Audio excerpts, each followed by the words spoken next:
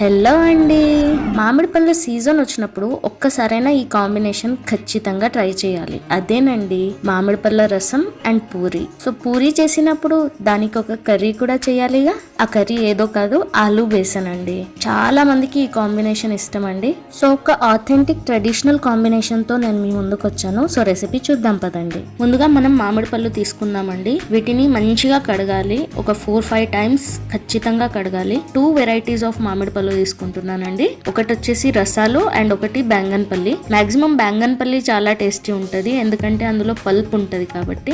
And రసాలుకి ఒక మంచి flavour ఉంటది కదా, మ్యాంగో ఫ్లేవర్. సో రసాలు కొంచెం దారంగా పూసలుగా ఉంటది, కొంచెం అది కూడా తినేటప్పుడు బాగుంటది. సో నేను ఒక ట్రెడిషనల్ పద్ధతిలో ఈ రసం చేస్తున్నానండి. మీరు కావాలంటే వీటిని ముక్కలుగా కట్ చేసి బ్లెండర్ లో వేసి కూడా చేయొచ్చు, బట్ అది ఆథెంటిక్ వే అయితే కాదు. సో నేను మా అమ్మ అత్తమ్మ వాళ్ళు ఎలా చేసేవాళ్ళో ఆ టైప్ లో చేస్తున్నా.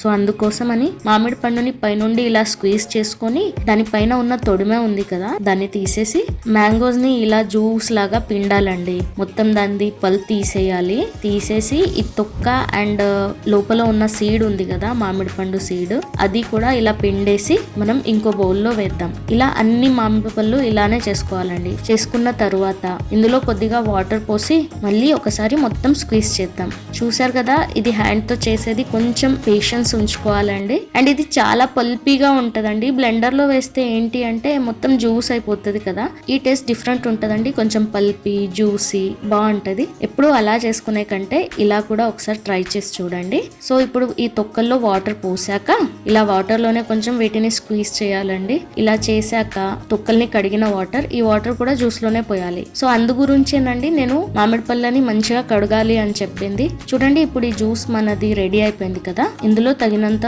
షుగర్ వేయాలి. ఇక్కడ నేను 1 కప్ షుగర్ వేస్తున్నాను. అండ్ కొద్దిగా జీడిపప్పు వేస్తున్నానండి, కాజు. ఈ జీడిపప్పు అనేది ఇందులో నానితే మంచి టేస్ట్ వస్తుంది. సో అంతేనండి, మన జ్యూస్ రెడీ అయిపోయింది. ఇప్పుడు నెక్స్ట్ ప్రాసెస్ కి వెళ్దాం. ఇప్పుడు ఒక ప్యాన్ ఫ్లేమ్ పైన పెట్టి అందులో ఒక 2 టేబుల్ స్పూన్స్ ఆయిల్ వేస్తున్నానండి. ఆయిల్ హీట్ అయ్యాక అందులో ఒక 1/2 టీ స్పూన్ ఆవాలు, 1/2 టీ స్పూన్ జీలకర్ర, అవి కొంచెం చిట్లుతున్నప్పుడే అందులో 2 సన్నగా కట్ చేసిన ఆనియన్ వేసానండి. ఈ ఆనియన్ ని గోల్డెన్ బ్రౌన్ అయ్యేంత వరకు వేయించాలి. ఇప్పుడు ఆనియన్ గోల్డెన్ బ్రౌన్ అయ్యాక అందులో ఒక 8 to 10 కట్ చేసిన పచ్చిమిర్చి వేయాలి. తర్వాత కొద్దిగా కరివేపాకు వేసి వీటిని కొంచెం ఫ్రై చేసుకోవాలండి. ఇప్పుడు 1 టీ స్పూన్ అల్లం వెల్లుల్లి పేస్ట్ అండ్ 1 టీ స్పూన్ పసుపు వేసి ఇంకొంచెం సేపు ఫ్రై చేసుకోవాలి. ఒక 2 టొమాటోలని గ్రైండ్ చేసి ఇందులో వేస్తున్నానండి. టొమాటో ప్యూరీ వేసిన తర్వాత ఇందులో సరిపడా సాల్ట్ వేయాలండి. సాల్ట్ వేసిన తర్వాత ఈ మొత్తం మిక్చర్ ని కొంచెం ఉడకనివ్వాలి. చూడండి, మన మిక్చర్ మంచిగా ఉడికిపోయింది. ఇది ఆయిల్ కూడా రిలీజ్ చేస్తుంది. ఇప్పుడు ఇందులో ఒక 3 పొటాటోస్ ని, అది కూడా పీల్ తీసి ఉడకబెట్టిన పొటాటోస్ ని ఇలా రఫ్ గా మ్యాష్ చేశాను. అంటే కొంచెం ముక్కలుగానే ఉందండి, పెద్ద ముక్కలే ఉన్నాయి. ఇప్పుడు ఇలా మ్యాష్ చేసిన ముక్కల్ని నేను ఇందులో వేస్తున్నా. ఇందులో వేసి ఒక్కసారి కలుపుకోవాలి. ఇందులో ఒక 1 గ్లాస్ వాటర్ పోస్తున్నానండి. ఈ వాటర్ బాయిల్ అయ్యే లోపు మనం శనగపిండిని వాటర్ లో తడుపుకుందాం. సో ఇక్కడ నేను ఒక 3 టేబుల్ స్పూన్ శనగపిండి తీసుకున్నానండి. ఇప్పుడు దీంట్లో వాటర్ పోసి మనం ఉండలు లేకుండా దీన్ని తడుపుకోవాలండి. సో ఇలా తడిపిన బేసన్ ని కర్రీ బాయిల్ అయ్యేటప్పుడు మనం వేయాలి. మెల్లిగా వేయాలండి, మరీ గట్టిగా కాకూడదు అండ్ మరీ లూజ్ గా ఉండకూడదు. సో అందుకని కొంచెంగా వేయండి, సో దట్ మీకు కూడా కన్సిస్టెన్సీ అనేది అర్థమవుతుంది. సో చూడండి, ఇలా ఉండాలి కన్సిస్టెన్సీ. మీకు అనిపిస్తే కొద్దిగా వాటర్ కూడా యాడ్ చేయండి అండ్ ఉండలు లేకుండా చూసుకోండి. ఇది కొద్దిగా కుక్ అయిన తర్వాత ఇందులో కొత్తిమీర వేసి ఒకసారి కలుపుకొని స్టవ్ ఆఫ్ చేయడమే అండి. మన పూరికి ఆలూ బేసన్ కర్రీ రెడీ అయిపోయింది. ఇప్పుడు పూరి చేద్దాం. సో ఒక గిన్నెలో నేను ఇక్కడ 5 కప్స్ గోధుమ పిండి తీసుకుంటున్నానండి.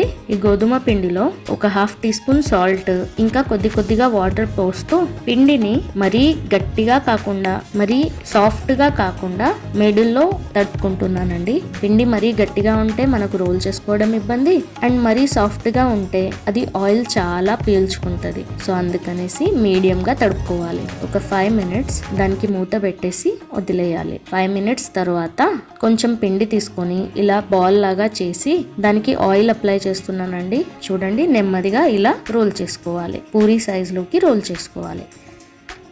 మరోవైపు ఒక ప్యాన్ లో ఆయిల్ హీట్ చేసి ఆయిల్ కంప్లీట్ హీట్ అయ్యాకే పూరిని వేయాలండి. అప్పుడే పూరి పొంగుతుంది, లేకపోతే పూరి పొంగదు. సో ఆయిల్ అనేది మంచిగా హీట్ అయ్యాక పూరిని వేసి పూరిని ఆయిల్లో వేసాక కొంచెం ఇలా ప్రెస్ చేయాలండి. సో దాంతో ఏంటంటే పూరి అనేది మంచిగా పొంగుతుంది. అంతేనండి, ఎంతో ఇష్టంగా తినే పూరి మామిడి పళ్ళ రసం and aloo curry is ready అండి. ఇది చాలా మందికి ఇష్టం ఈ కాంబినేషన్. ఒకవేళ మీకు తెలియకపోతే ఖచ్చితంగా ఈ కాంబినేషన్ ట్రై చేయండి. Thank you for watching. If you like this video please like, share and subscribe to the channel.